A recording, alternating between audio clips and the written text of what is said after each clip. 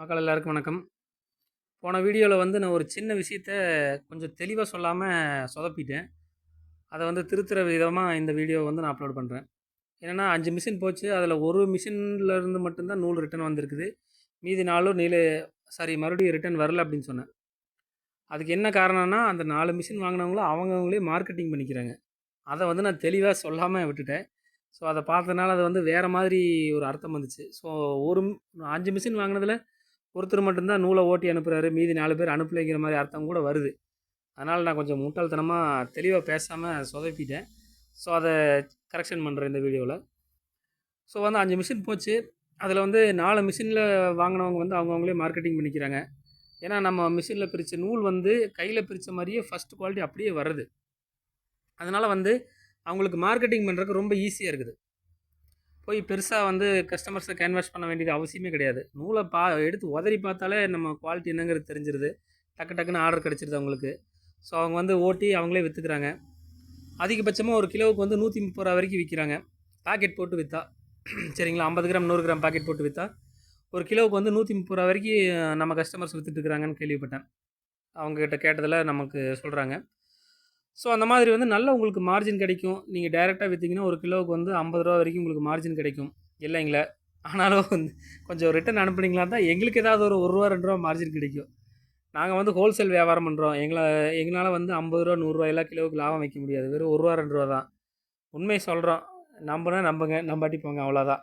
சரிங்களா. நாங்கள் வந்து கிலோவுக்கு 50 ரூபா 100 ரூபா லாபம் வச்சோம்னா மார்க்கெட்டில் யாரும் நூல் வாங்கவே முடியாது. அந்தளவுக்கு விலை ஏறிடும்.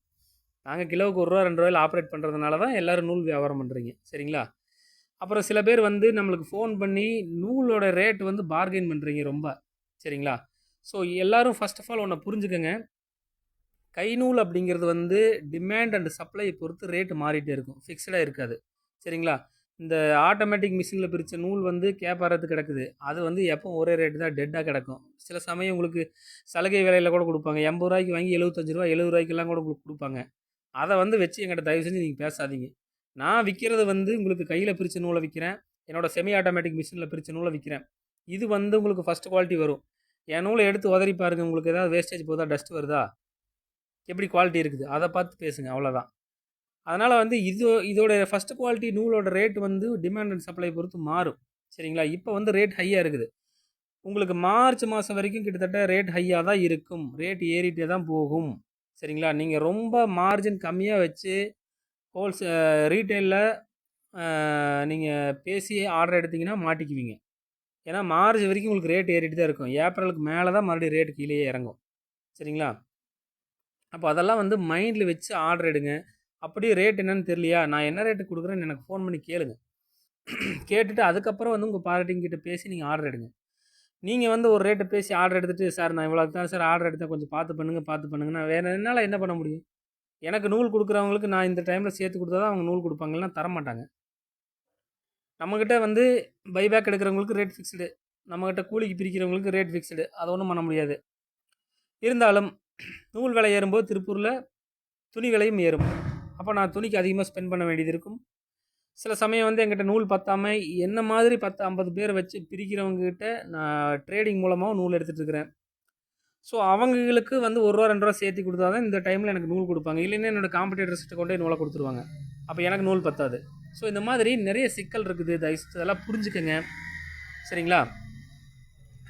ஸோ வந்து நம்ம இந்த பிஸ்னஸ் வந்து எப்படி என்னங்கிறத புரிஞ்சு அதுக்கு தகுந்த மாதிரி இந்த தொழிலை வந்து பண்ணுங்கள். சரிங்களா. ரேட்டு வந்து நம்ம கன்செஷன் பண்ணலாம், குறைச்சி கொடுக்கலாம், இல்லைங்களா. ரூபா 2 ரூபா நம்ம அனுசரித்து பண்ணலாம். ஆனால் வந்து நீங்கள் பல்க் ஆர்டர் கொடுக்கணும். மினிமம் ஒரு 1/2 டன்னாவது ஆர்டர் கொடுத்தீங்கன்னா தான் என்னால் ஏதாச்சும் பண்ண முடியும் ரேட்டில். சரிங்களா. சார் 50 கிலோ தான் வேணும், 100 கிலோ தான் வேணும், ரேட் இவ்வளோ தான் அப்படின்னா அது என்ன அர்த்தம் சொல்லுங்கள். இப்போ ஒரு எக்ஸாம்பிளுக்கு நீங்கள் 500 கிலோ எனக்கு ஆர்டர் கொடுக்குறீங்க. நான் கிலோவுக்கு 2 ரூபா லாபம் வச்சா, இல்லை 1 ரூபா லாபம் வச்சா கூட எனக்கு 500 1000 ரூபா லாபம் கிடச்சிருச்சு. இதுவே வந்து நீங்கள் வெறும் 50 கிலோ தான் ஆர்டர் கொடுக்குறீங்க. நான் அதே ரூபா லாபத்துக்கு பண்ணேன், வெறும் 50 ரூபாய் சம்பாரிச்சு என்ன பண்ண முடியும் சொல்லுங்கள்.